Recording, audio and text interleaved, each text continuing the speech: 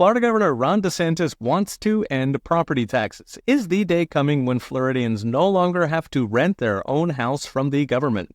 More important, will it spread to other states?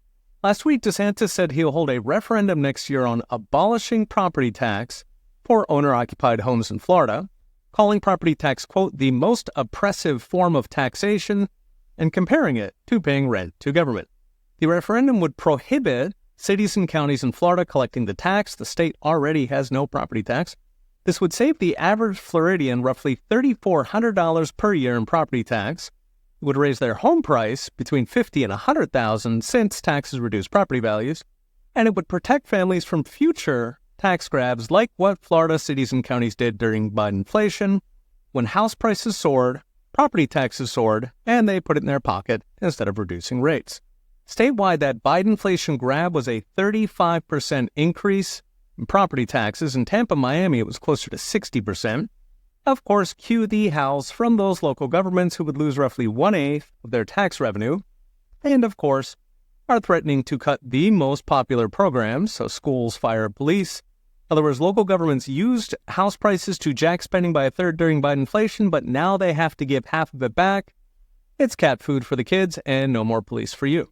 DeSantis responded to the threats with a new Florida state DOGE program that's currently auditing Florida's 479 local governments for, quote, bloated spending, including hundreds of millions for tunnels and trains to nowhere, a Miami stadium that's set to gobble $2.5 billion, and of course billions for left-wing NGOs who feast on local government since voters don't pay attention to local politics. Now, beyond the tax relief, the abolition would only be owner-occupied housing. Corporations would still be taxed. So it tilts Florida in favor of traditional homeownership at the expense of corporations like BlackRock, who are currently gobbling up over a quarter of homes in the U.S.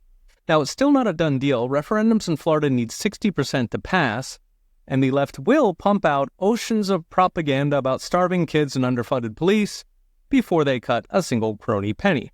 But if it does pass, Florida will be a model for other states trying to reduce their property taxes. So Pennsylvania and Kansas already have proposals to eliminate property tax, while a grassroots campaign in Ohio is pushing for a referendum. Texas and Montana are trying to slash property taxes at the state level by reining in cities. So what's next? Brought to you by I Trust Capital.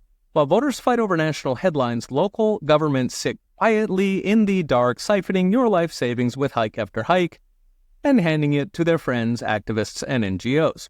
Bidenflation was the opportunity of a generation for them, and they got greedy, the victims noticed.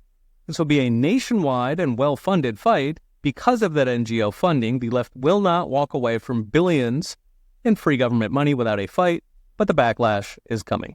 The new episode of the Roundup podcast just dropped with all last week's videos in 20 minutes. Search Peter St. Onge wherever you enjoy your podcasts. Okay, we'll be watching.